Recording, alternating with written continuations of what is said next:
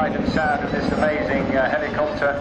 Tandem rotors powering an amazing 15 tons and at speed.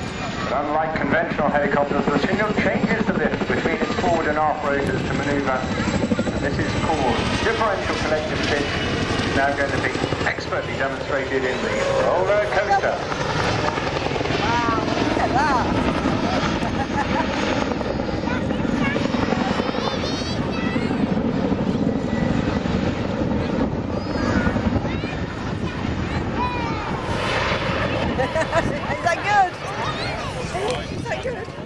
After completing this, all going off to join the rest of their squadron chums out in America for a period of intense training. Completing now a nose-down quick stop, demonstrating just how quickly you can stop a trapping Chinook, which was going at 150 miles an hour in a space smaller than a football field. Now converting this into what they call the Gorny climb, named after the base in Bosnia, where the Chinook crews demonstrated their excess of power compared to other helicopters and, of course, avoided local small arms fire. Now, from about 1,000 feet, Brett's sticking the nose down to perform an 810-degree spiral descent.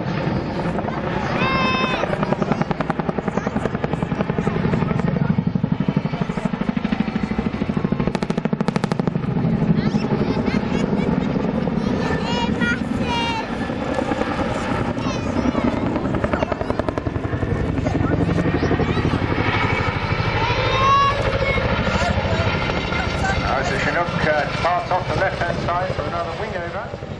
The centre of these hooks can hold up to 11.3 metric tons, and therefore also provides us from an incident, albeit the sea would miraculously appear to have disappeared. So we're rescued from the sandy beach of Southport. Yeah, just do it behind me.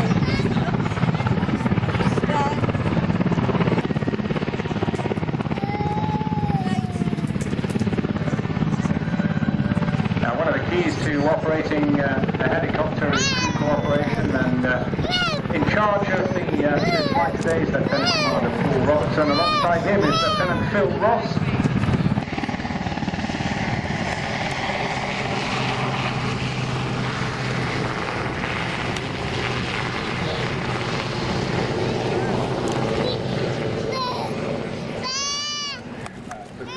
Since it was produced, it's gone through many modifications. Ladies and gentlemen, please welcome the Blades! Okay, can you see just now how tight and how well balanced they are? The two guys at the top just peeling off gracefully. They put in a big boot of rudder. And what they're doing here is showcasing the enormous capabilities of the Extra 300, combined, of course, with their own experience, skill, and the heritage of the pilots flying it. Stand by now, because they'll be running in for a spectacular manoeuvre, very much Blades business this. They do it so well. The break. That is coming into their opposition circles. Two guys breaking off. We'll run through the team in the next few minutes, led today by Mark Cutmore, and he'll have Andy Offer on his position of number 2 with Miles Garland at 3, and now until they slide back through their smoke into the pair's tail slide.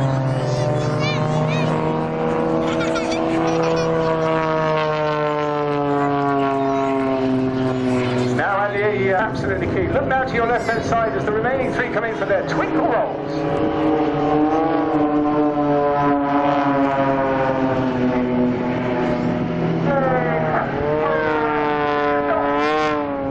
Yeah, this is high-performance formation aerobatics from this team.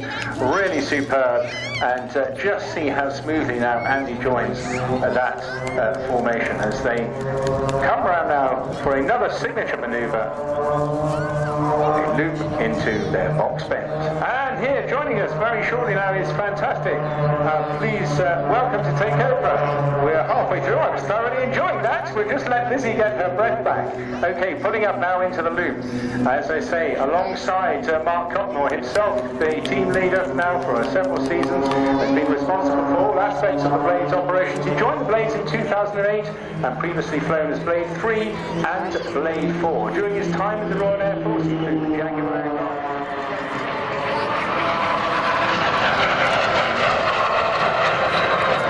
mention, along with the North American F-86 Sabres, were the best fighter aircraft of the Korean War, and certainly amongst the best fighters of all time. He joined the military in 1981 when he became a pilot first of all, and then accumulated 1,500 flight hours.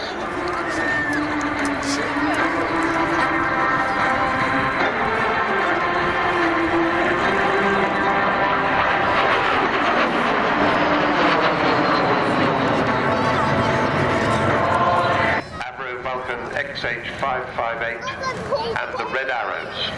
Look at this. Wow. How simple is that?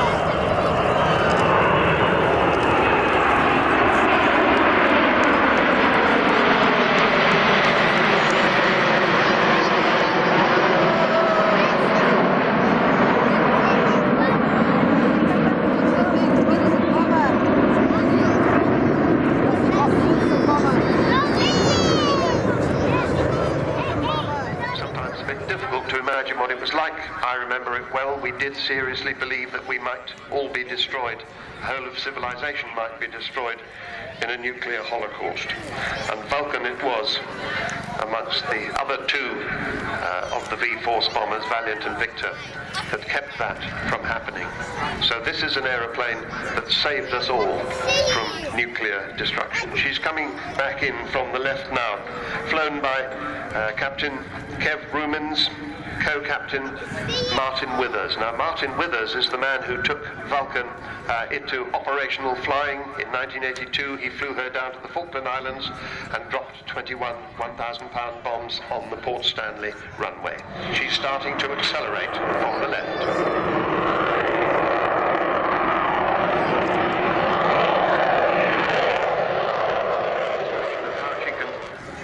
Whisper round the place. It's an amazing airframe, this. It's very slippery, not much drag. She just glides along and can do it very quietly when she wants to.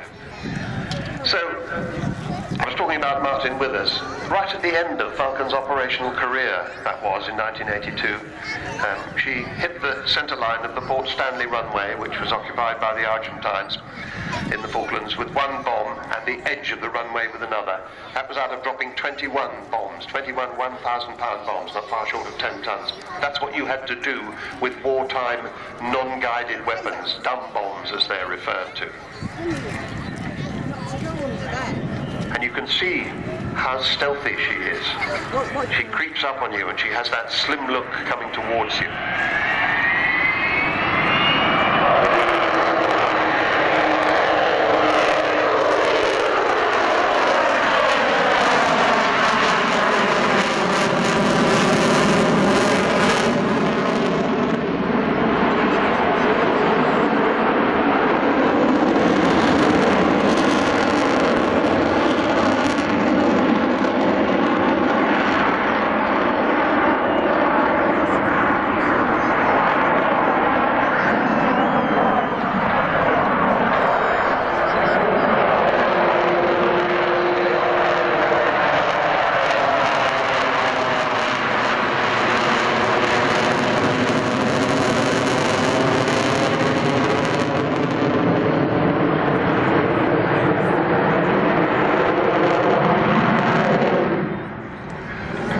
That would have got your attention. That is, as I was saying, the sound of those four Bristol on board is Taff Stone, the crew chief and the chief engineer. He always says 558 is my baby. I always refer to the aeroplane as she. People tell me I shouldn't, but Taff says she's high maintenance.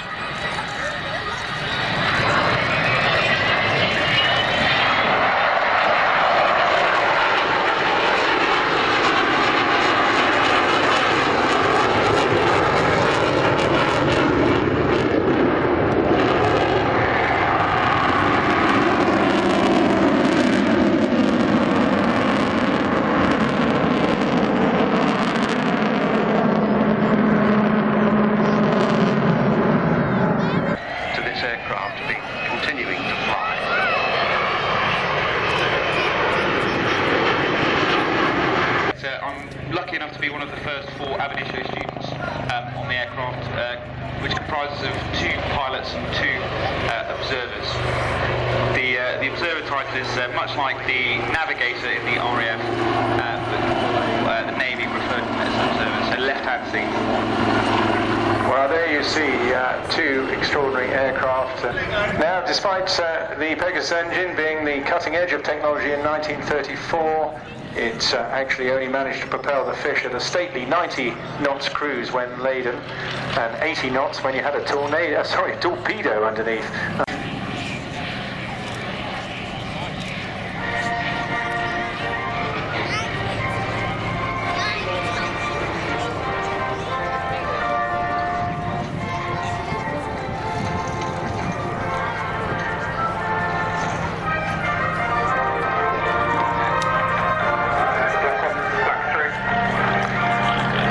Swordfish, famous for many operational missions, things like the attack on Taranto in November 1940, where 21 swordfish effectively stopped the Italian battle fleet.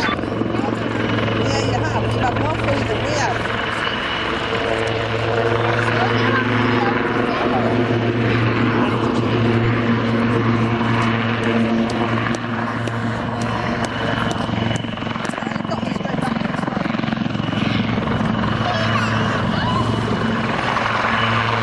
You're just training on this aircraft. How difficult it is to do a pirouette down a straight line?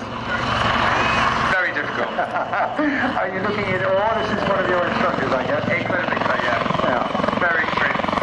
Dave had joined the Navy in 1997 and had 15 years linked to my aircraft, so I remember him when he was a Black Cans pilot about 5 or 6 years ago, and he was a thorn in the side then. He'll make you pay for that later. Carl, back to you.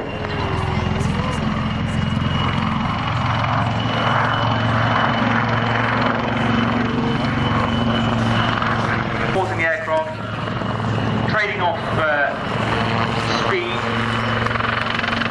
putting the aircraft into a hover. Mama, can you just watch the cell?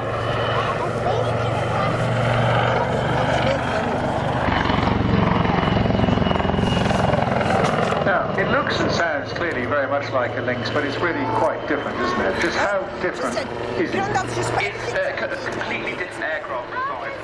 So it's a big airplane, but no, he started his life flying in a Tiger Moth and spent about 100 hours in the Tiger Moth before he went on to that, and it's just beautiful to watch him up there. Okay, now, he's been at the competitive aerobatic competition in France recently. How did that go? The British team, the 4 of them, they finished, I'm not sure the exact position, but Ed was 40th in the male. It was his first attempt at the Worlds, and I was delighted. There were about 66 competitors. He finished number 40. He would have been a bit higher had he not messed up his last performance. Well, that's not so bad. In the world, of course, keep your eyes out now for things like the slide, the knife edge climbs and descents. Noddy there, now putting it into, oh yes, a very nice flick over the top there and coming back down. It's all about energy management to a certain extent, although there's a lot of power in this aircraft and a phenomenal roll rate of 420 degrees a second. That is almost unheard of. Now, you may have seen the likes of Paul Bonham and Steve Jones flying these with the Red Bull Matadors. Well, they're all in the same class. These guys are right at the top of their tree. They work really hard, and I bet he works as hard on his fitness as he does on flying. He does. He was out early this morning running along the beach here, you'll be pleased to know, and yes, he keeps himself very fit and looks after his diet, and it is jolly hard work, no doubt about it. You know, it's plus or minus 12G, that aeroplane, and in his display he'll be getting close to that limit from time to time. Instantaneous G, but nonetheless it's ever so demanding. It is. A lot of it is a snap condition. That means it comes on hard and furious, but only for a short period of time, and that therefore gives them a bit of recovery. You can see him hanging on the power of the propeller here. The aircraft really not interested in flying at all, just using the power of aerobatic. But you can do all sorts of turns, dives, angles, tumbles, longevacks, avalanches, pretty much at will. And when you get into unlimited aerobatics, it's all down to the pilot as to when and how he does it, just into the conditions.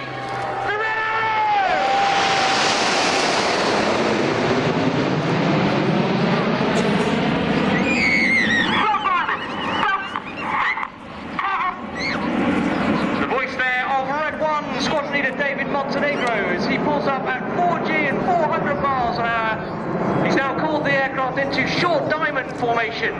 The jets collapse to around 6 feet apart now as they reach 6,000 feet above us. They're all upside down now.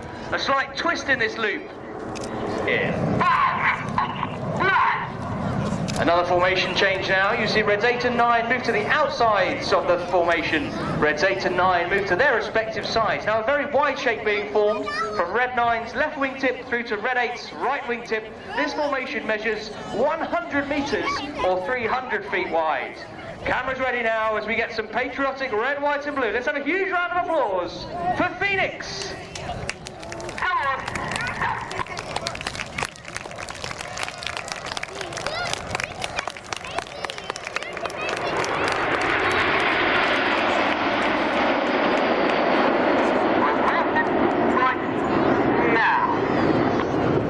Very metronomic cadence in Red 1's voice. Because this is such a wide formation, the outside pilots really have to anticipate their control inputs. They do that by using the cadence in Red 1's voice, so they're flying by ear as opposed to eye. And that Phoenix shape moves off to our right. You'll see another formation change now. Reds 8 and 9 are going to drop back behind Reds 4 and 5. On the leader's right wing is the first of our 3 new pilots this year. He's Red 2, Flight Lieutenant Mike Bowden.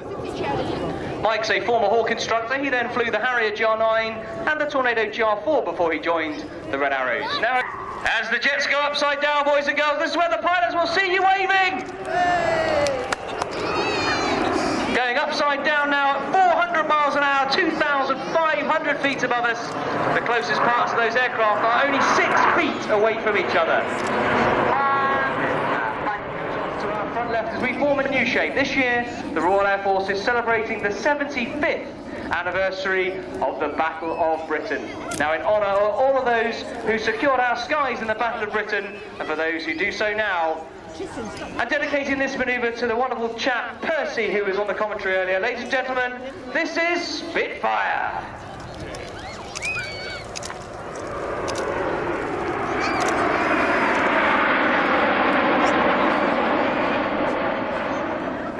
Ready. Here's our trademark. In from the left. This is Diamond.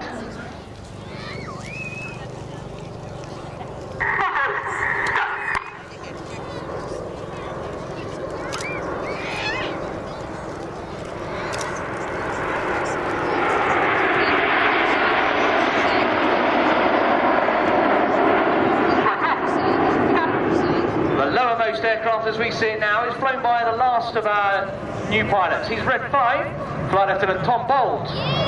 Tom started his career as an instructor on the Tucano. He then moved on to fly the Typhoon, the Eurofighter Typhoon, which is the Royal Air Force's newest multi-role combat aircraft, where his primary role was exactly what I've just been talking about, securing the skies. That Typhoon will be closing the show today, so you get to see exactly how high-performing that aircraft is. Built up the road here at Water with BAE Systems.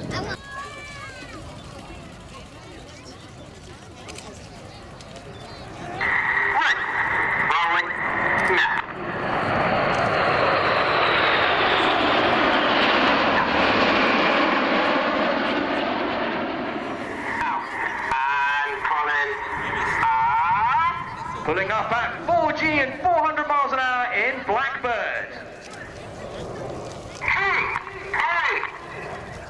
Or another formation change now as the jets go vertical. They're slowing down at the apex of the loop.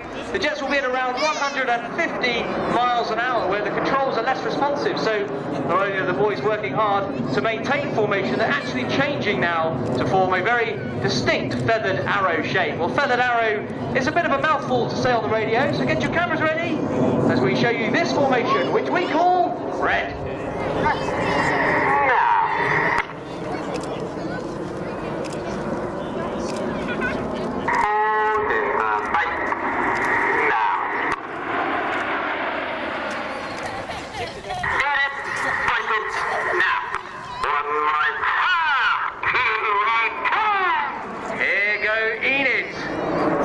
Quite a frustrating British summer in terms of the weather this year, so I've actually only seen this myself around 4 times this summer.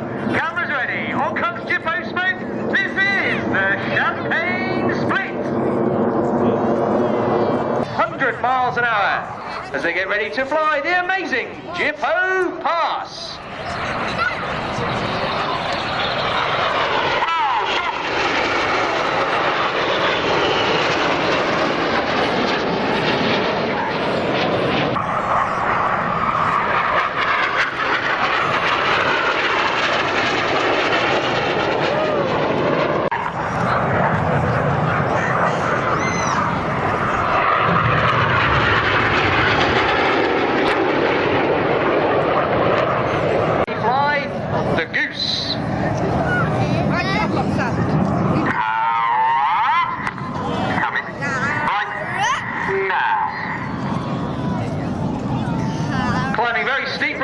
red, white and blue stripe is red 9. He's Flight Lieutenant Joe Hurston.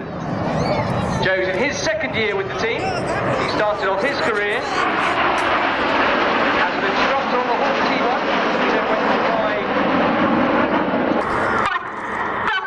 This is the vertical brake.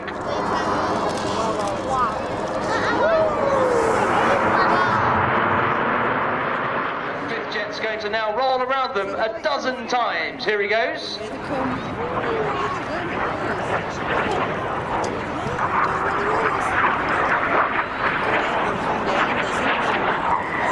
This is the twister.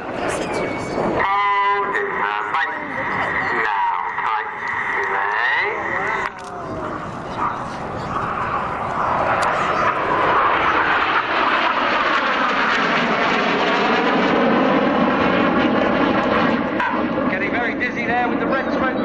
Changing to blue is red 4, Flight Lieutenant Stu Campbell, who's a second-year pilot with the team. He's a former Tucano instructor and Tornado pilot. That's him getting very dizzy now. No. Hear the pain in red 6's voice. He's pushing minus 2.5 G. He's now the right way up. The other 3 are the wrong way up as they fly the mirror roll.